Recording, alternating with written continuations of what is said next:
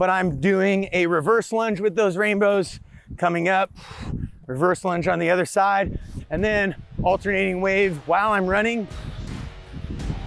Now I want to do big waves, maybe monsters, looking like a dork. Woo!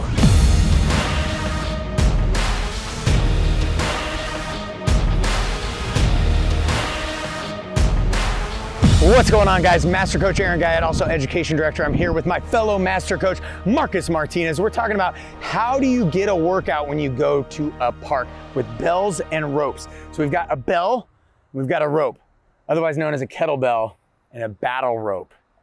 Personally, I just park really far away. So, and then I carry everything over, and that's it. That's all. And then you set it down, and then you take a selfie, and then you walk back. You have to take a selfie, otherwise it doesn't count. Of course. So obviously with a battle rope, you're gonna want, so you can obviously loop your battle rope around a tree or something like that, but Kettlebell King sells these sweet straps, so why not use the sweet strap? So I'm gonna take this strap, I'm gonna just take it and put it around a tree.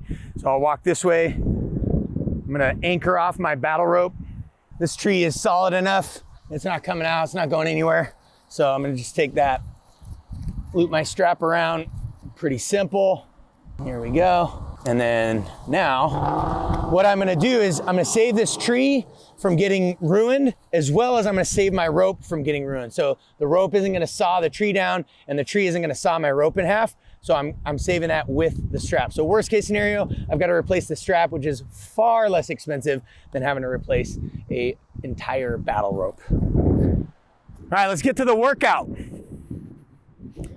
What are we starting with? Well, obviously, no good workout, starts without a great warm-up. So you're gonna wanna make sure you warm up. If you haven't seen our warm-ups, go to any one of Marcus's programs, any one of my programs. We have full, complete, in-depth warm-ups there for you, where we are mobilizing, we're doing dynamic stretching, dynamic movements to elevate the heart rate, elevate the breath rate, get the body moving, get that blood flowing, right? Get those muscles warmed up, so then we're not gonna pull anything when we get going. We're already warmed up, so we're just gonna start as if we've done the warm-up. And I love to start with a little bit of power, a little bit of explosivity. And what I'm gonna do is I'm gonna give you something that works in all three planes of motion, and it also stops and starts. So I'm gonna create massive anterior core engagement. That's the six-pack abs, if you were wondering, right? As well as the obliques. And that is gonna be the rainbow. So with this rainbow, I'm gonna take a couple of steps forward, so I have to move way more of my rope, and I'm gonna go from side to side as fast as humanly possible. But I really wanna feel a little bit of steel. So then after my rainbows with my ropes, then I'm gonna move on to something kind of explosive with the kettlebell. So what we're gonna do is we're gonna balance that out, and we're gonna get into some vertical pressing, but we'll do it explosively. We're gonna do some split jerks. So from here, we're gonna start from the rack position. I'm going to dip, explode up. Right back to that rack position, slight dip, explode up. So it's very explosive. Even with a light bell, you're going to engage a lot of musculature. It's gonna feel very powerful. And then we'll switch to the other side. We're gonna go from that dip. If you don't feel comfortable with the stagger position, you can just go into a power jerk. So not a push press. We're trying to incorporate more lower body as we're dipping underneath the weight here. So from there, so obviously, if you're gonna do this in a workout form, I would suggest anywhere from 3 to about 6 sets of this, or 3 to 6 rounds of that.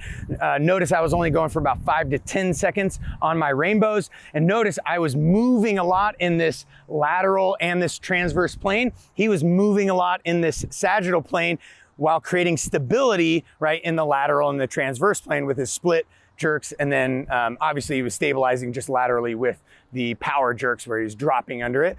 So just want to talk to that a little bit. So if you are building something in a park, we want to incorporate some bit of power, some bit of explosivity. That's going to help mitigate your risk of injury, right? Think about if you trip off of a curb, you want to be able to catch yourself. You're not going to be able to catch yourself if you don't train for that explosive, reactive, fast speed type timing and moving in all sorts of different planes of motion with your entire body. That's going to really help. Now I'm going to fatigue out a little bit, and I want to do a little bit of lower body and a little bit of upper body. I'm going to do sagittal plane movement, but I'm going to incorporate a little bit of lateral stability with that. So I'm going to go off of what his last movement was. I'm gonna do a vertical wave here, but with my vertical wave, I'm gonna do a split squat switch. So I'm gonna be in this 90-degree lunge type position, and I'm gonna explode up and then switch to the other side. Explode up, switch to the other side. And I'm gonna do 10 of those. And he's gonna do this because he hates you.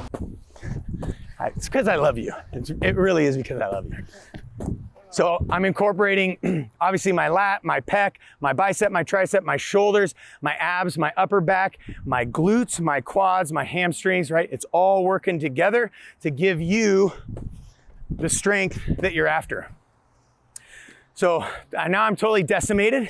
How long are we doing this one? Just 10 reps, so 5 on each side. I heard that it's 5 reps, so I'm gonna go 5. Call that. So we're gonna take that, we're gonna go into some kettlebell here, but now we're gonna get a little rotational. So Aaron stayed in that sagittal plane and got a little bit of that lateral stabilization, but we're gonna go rotational here as we're gonna go into a dead start rotational clean, and then we're gonna go into a curtsy lunge or a dragon lunge if you wanna sound a lot cooler. So I'm going to clean that bell up and then into that curtsy lunge, come down, and I'm gonna switch. Dead start rotational clean, right into that curtsy lunge, and then switch.